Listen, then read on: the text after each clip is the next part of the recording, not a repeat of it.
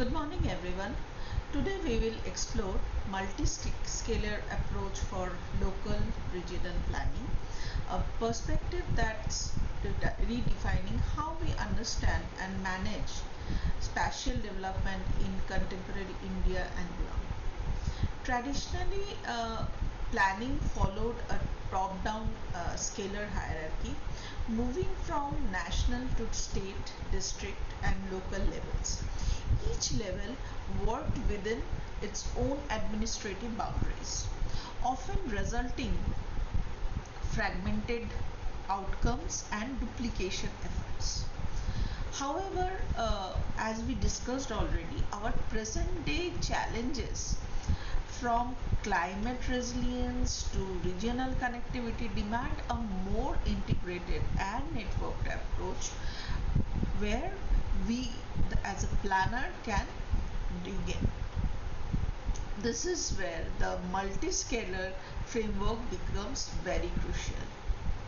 The multi-scalar approach recognizes that regions function through interconnected systems, ecological, economic and social. People commute across districts for work, industries depend on supply chains.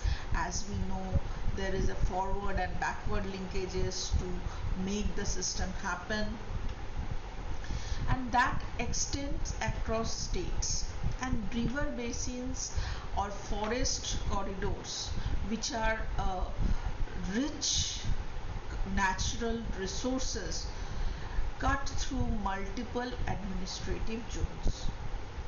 Hence, planning today must align functional linkages, ecological integrity and governance structure within a unified spatial vision.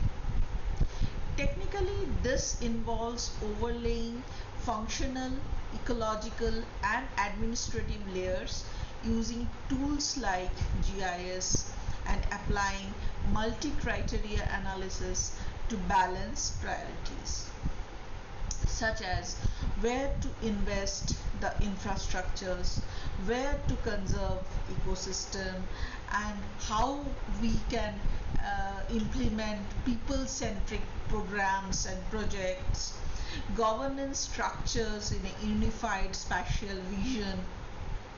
It all has to be in line. Technically, this involves overlaying functional, ecological and administrative layers using tools like GIS and applying multi-criteria analysis to balance priorities, such as where to invest and in infrastructure. And if we are talking about infrastructure, there are different types of infrastructure: physical infrastructure, social infrastructure, digital infrastructure. Where to conserve the ecosystem and how to manage growth sustainably.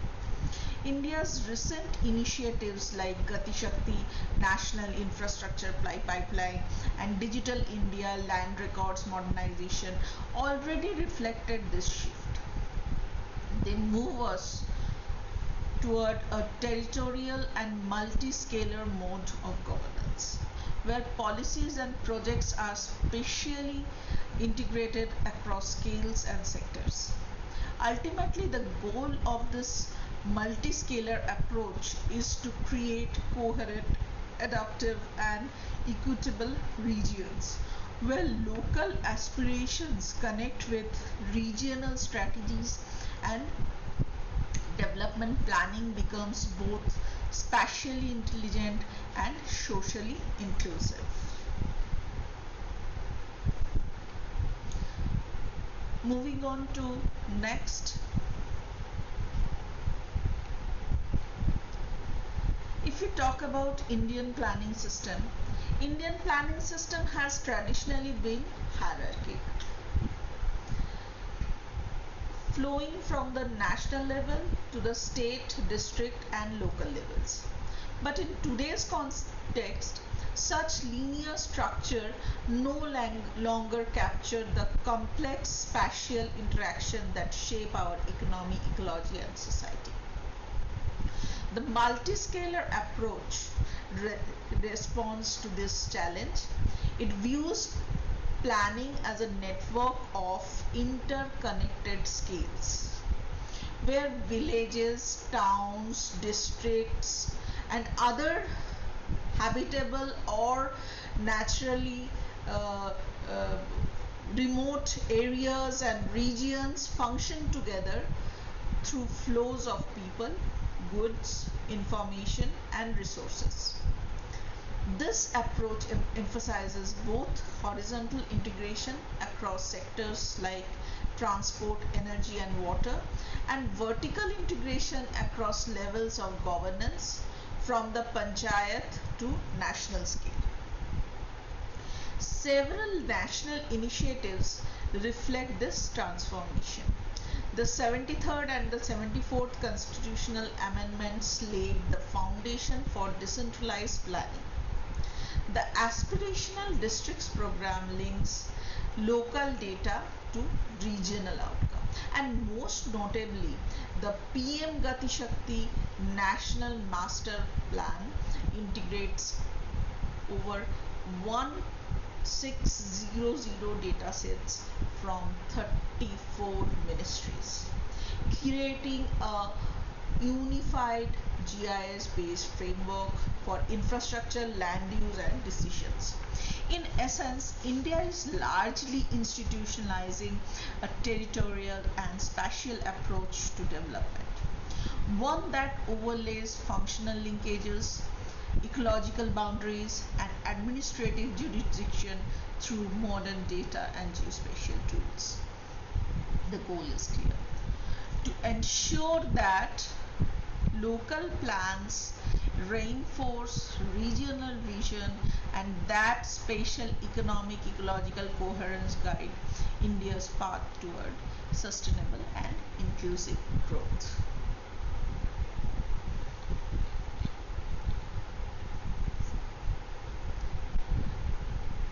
Now, traditionally, planning has relied on scalar hierarchies where regions are understood in nested layers.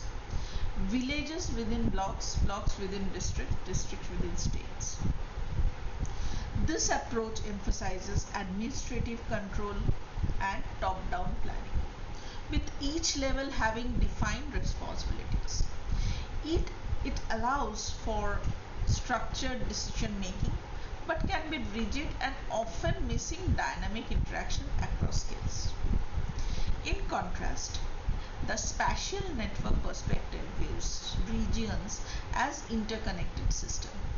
Here, functional linkages like commuting patterns, trade corridors, river basins, ecological corridors define relationship between administrative boundaries, and focus shifts from fixed hierarchies to flows, connection, dependencies, highlighting how economic, social, ecological systems intersect.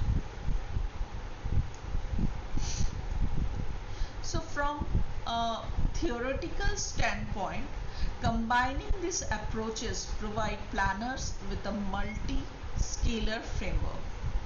Hierarchical structures offer governance clarity, while network thinking captures real-world interdependencies. With tools like GIS and spatial overlay analysis, we can visualize and plan for regions as both structured and interconnected entities.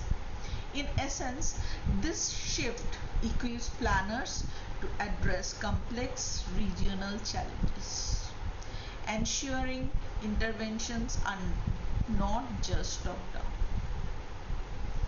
but informed by actual functional and ecological networks that sustain human and natural systems.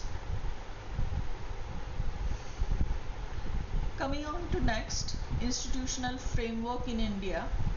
At the national level, institutions like Ministry of Housing and Urban Affairs, MoHUA, Ministry of Rural Development, and Ministry of Environment, Forest, Climate Change set broad policy direction. regulatory frameworks and standards. These central agencies provide guidance, funding, and oversight for large-scale programs such as smart cities, Amrut, and watershed management. At the state level, state town and country planning department, state pollution control boards, and other line departments adapt national policies to local conditions. They coordinate national and as well as sectoral planning, approve projects and monitor implementation. At local level, Panchayati Raj institutions and urban local bodies act as a key executing arms. They are responsible for land use planning, service delivery, and community engagement. The 73rd and 74th Constitutional Amendment empower these institutions to make planning decision closest to the people, reflecting local priorities. The other important actors including regulatory authorities, research institutions, and non-governmental organizations that provide technical expertise, innovation, and citizen participation. In essence, India's institutional framework is a multi-tiered and interconnected. Effective planning requires coordination across these levels, central, state, and local, while integrating technical and social ecological consideration. This layered system ensures that policies are not only formulated efficiently but also implemented in a way that addresses local realities. Next. Evolution of multiscalar planning approaches, and we will discuss the activities post 2015. So if we take the case of India, the year 2015 marked a global turning point with adoption of UN Sustainable Development Goals, which emphasized integrated multi-level approaches to development. In India, this translated into planning that moves beyond traditional administrative hierarchies to multi-scalar frameworks, linking local, regional, and national priorities. At the local level, Panchayati Raj institutions and urban local bodies began to align development plans with SDGs, climate resilience strategies, and community-based resource management. Simultaneously, district and state level planning bodies increasingly adopted spatial and functional analysis, considering river basins, ecological corridors, and economic clusters rather than strictly administrative boundaries. At the regional and national scale, programs such as National Infrastructure Pipeline, Eastern and Western Freight Corridors, and Smart City Networks have promoted inter-regional connectivity, showing how functional linkages like transport, other utilities have to do with trade and energy influence spatial planning. The evolution post 2015 is marked by a blending of top-down and bottom-up approach, enhanced by GIS mapping and simulation, spatial modeling, and multi-stakeholder participation. This allows planners to address complex challenges such as urbanization, climate change, and economic integration in a coordinated and multi-scalar manner. In short, post 2015, Multiscalar planning in India represents a shift from rigid hierarchies to dynamized and networked approaches, integrating ecological, social, and economic dimension across scales for sustainable development. Next. So, if we analyze what is behind this theory of multiscalar planning, at its core, multiscalar planning recognizes that regions are interconnected systems, not isolated units. So traditional planning relied heavily on administrative boundaries, villages, blocks, districts, but such hierarchies often fail to capture functional and ecological linkages that shape real world interaction. The spatial logic focuses on flows and networks. So two things are there: flows and networks, and the system that is interconnected with this network. So if we talk about flows and networks, the commuting pattern, trade corridors, river basins, ecological corridors, and service delivery networks comes into the picture. It asks, how do people, goods, energy, and ecosystem move across space? And how do these flows intersect with governance structure? By understanding these connections, planners can identify critical nodes and linkages that influence development outcomes. Technically, this approach is implemented through GIS, spatial overlay analysis, and network modeling, which allow planners to integrate these themes per se: ecology, environment, economy, social, physical, into coherent spatial strategies. Ultimately, the spatial logic of multiscalar planning provides a framework to balance top-down policies with bottom-up realities, ensuring that interventions are both locally grounded and regionally coherent. It moves planning from static hierarchical model to a dynamic network vision of space, enabling sustainability, resiliency, and efficiency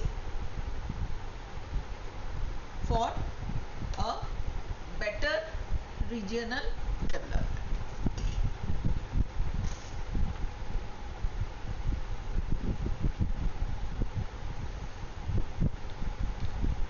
So we talked about PM Gati Shakti. So if we look in deeper into this, launched in 2021, PM Gati Shakti aims to break traditional silos in planning by bringing together 16 central ministries on a single digital platform.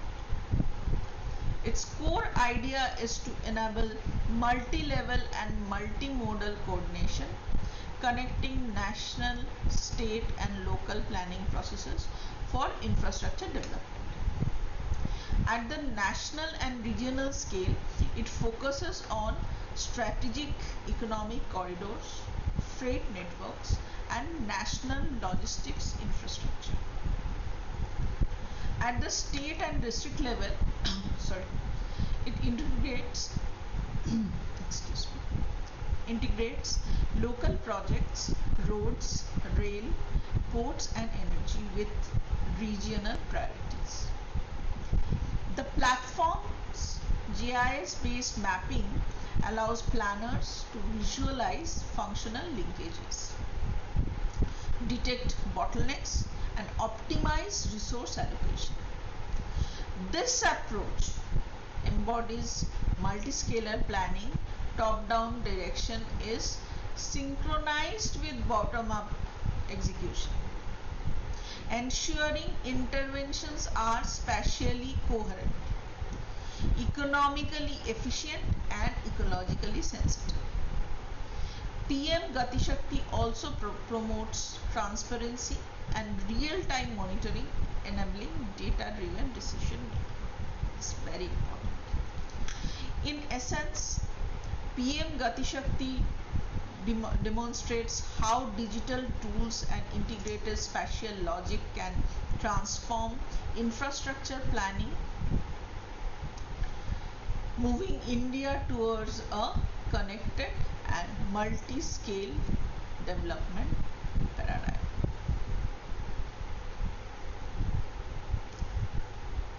In between, I should ask you, if you have any query or suggestion, kindly drop it in the classroom in the designated section, so that it can be addressed in later physical and interactive classes. Moving on to next, the NCR Regional Plan 2041. The NCR Plan 2041 builds on the principle of multi-scalar planning. If you have gone through the PDFs, you must have noticed that integrating national, regional and local priorities are the basis of formulation of this plan. It seeks to balance urban growth, infrastructure development and environmental sustainability across states like Delhi, Haryana and Uttar Pradesh and Rajasthan. The key objectives includes: 1. Planned urban expansion to reduce congestion in Delhi by promoting development in satellite towns and regional nodes. Integrated transport networks including expressways, metro extensions, freight corridors, ensuring efficient intercity and intra-region connectivity. Thirdly, ecological and green infrastructure protection, focusing on river basin, water bodies and forested zones to maintain environmental resilience. Lastly, economic clustering, supporting industrial logistics and service hubs that leverage regional strengths while preventing haphazard growth. The plan uses GIS based spatial analysis and functional zoning, aligning local development plans with broader regional strategies. This ensures that urbanization, infrastructure and ecological management are a coherent business, and they are well coordinated across administrative boundaries, reflecting both local needs and regional priorities. In short, the NCRP 2041 exemplifies how multi-scalar and spatially integrated planning can guide large, complex urban regions towards a sustainable, connected and inclusive growth. Next, planning case study, which is down south.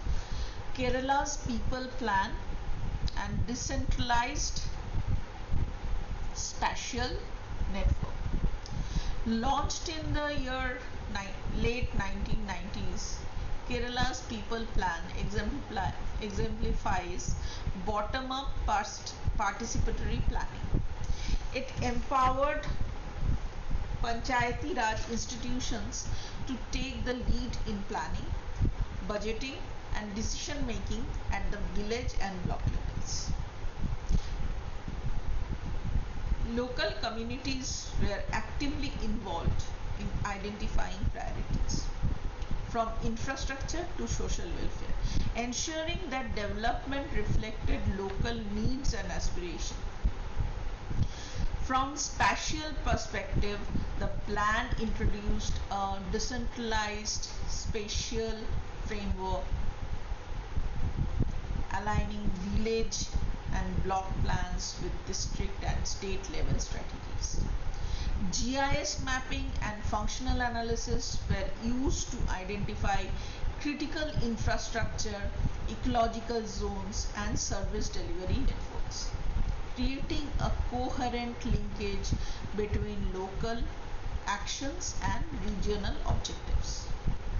This approach demonstrates multi-scalar integration in practice, while communities lead at the macro scale and framework ensures the local plans are consistent with broader environmental, economical and administrative goals. It also emphasized equity, sustainability and resilience by making planning transparent, making it everybody business, inclusive and responsive to environmental and social context. In essence, this plan is a landmark example of how decentralized spatial framework can empower communities while maintaining a coherence across scales. And this plan, I should say, inspired many planning process post 2000, and most of them were externally funded. So the world is having your attention.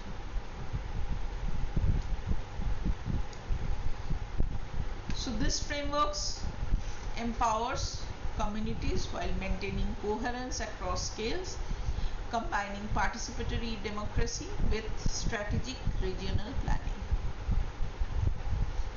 Next. So if we talk about the challenges in multi-scalar planning,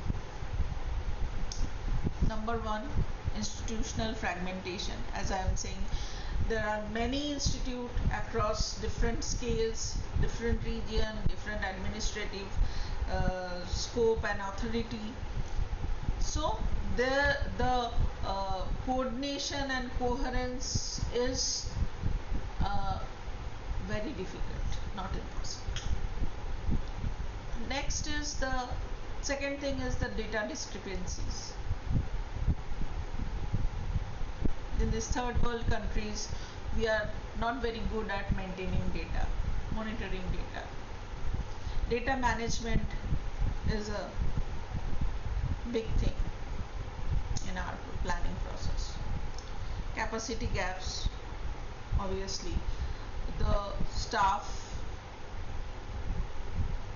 has to be upgraded, augmented. They have to augment their skills to GIS based planning.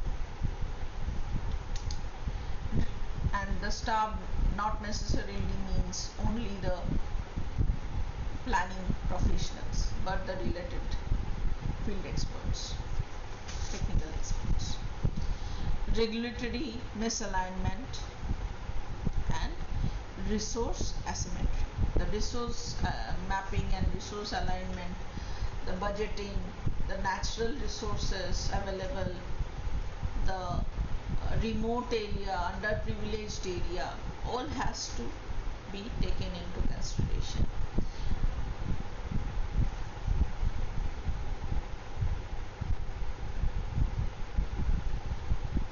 So these are some of the suggestions that can be worked upon. First, it is essential to establish state spatial data infrastructure that are fully linked with the national spatial data infrastructure. This will create a robust, standardized and accessible database for planners across all levels.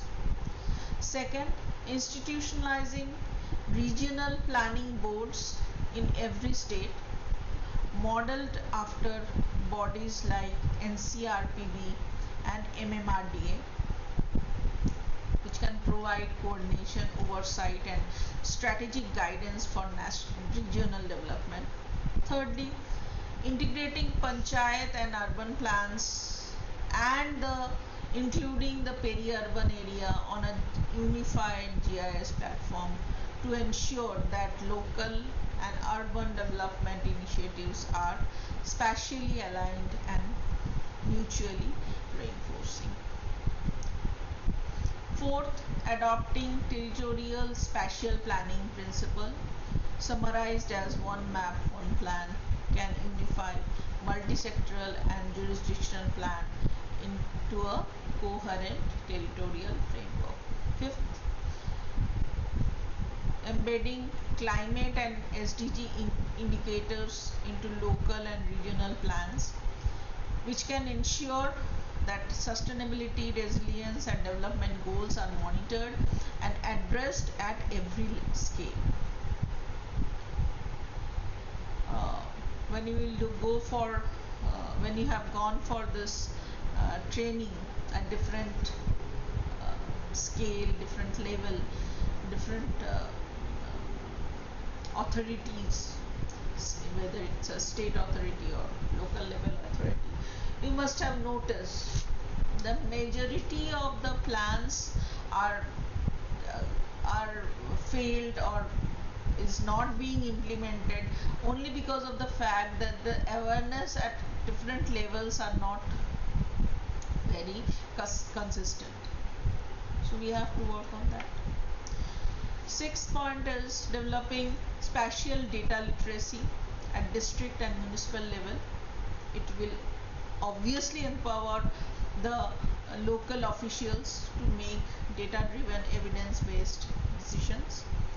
Finally, our vision of 2047, where we foresee ourselves as a developed nation, is a territorially integrated data driven India where local spatial decisions collectively shape resilient regional system, balancing economic growth, ecological sustainability, and social equity. By implementing this recommendation, India may achieve a coordinated, informed, and future-ready regional planning, ensuring that development is both locally responsive and regionally coherent. This is all for this session. We'll meet up again, so stay tuned.